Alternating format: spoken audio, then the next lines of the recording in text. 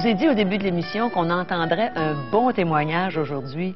Et laissez-moi vous dire que c'est vraiment un bon témoignage. Ça va être plein de dynamisme, vous allez voir. Alors, je vous présente Guy Bourassa, notre grand ami, notre Barnabas. Un Barnabas, c'est une personne qui encourage les autres.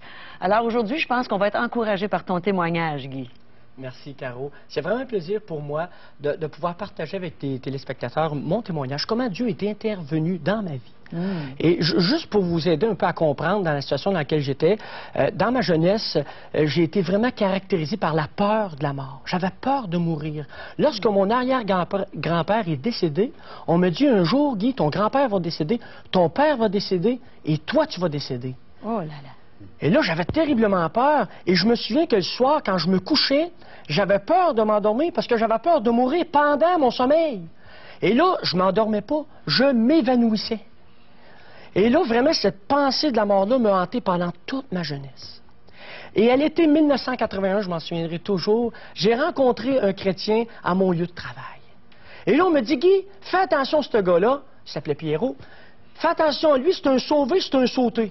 Oh là là. Alors moi, je suis allé le voir. J'ai pas dit qu'il était un sauté, il a quand même pas mangé une volée. J'ai dit, c'est-tu vrai que t'es sauvé? Moi aussi, je suis sauvé.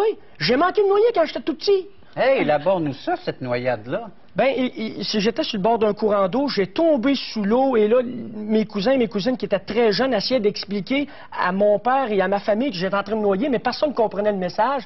Et quelques secondes, sinon quelques minutes, ils sont venus à ma rescousse, ils m'ont sorti, ils m'ont pendu par les pieds, ils ne connaissaient pas le RCR, ils m'ont pendu par les pieds, ils m'ont donné des tapes dans le dos, l'eau est sortie, puis je suis revenu à la vie.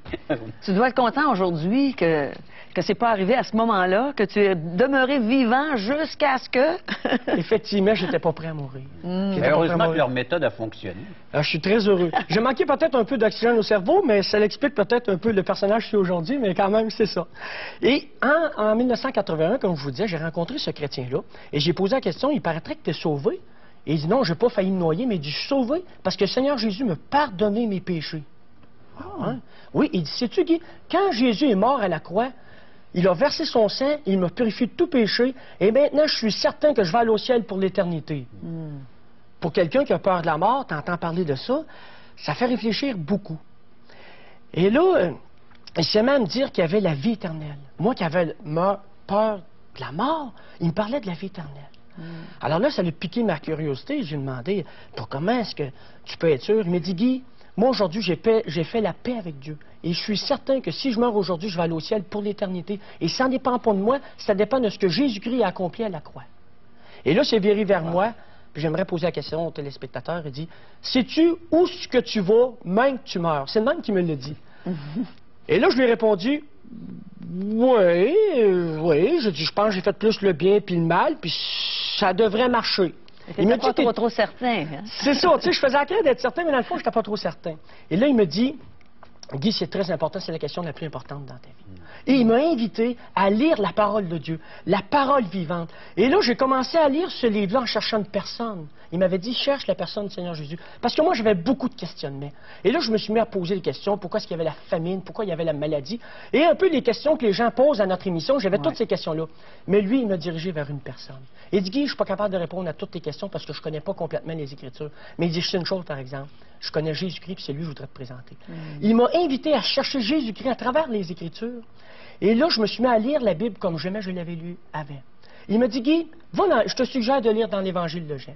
Et là, je me suis mis à lire, et il y avait des versets qui disaient, comme dans l'Évangile de Jean, chapitre 1er, au verset 12, il est dit, mais à tous ceux qui l'ont reçu, Jésus-Christ, la lumière, la parole vivante, à ceux qui croient en son nom, elle a donné le pouvoir de devenir enfants de Dieu.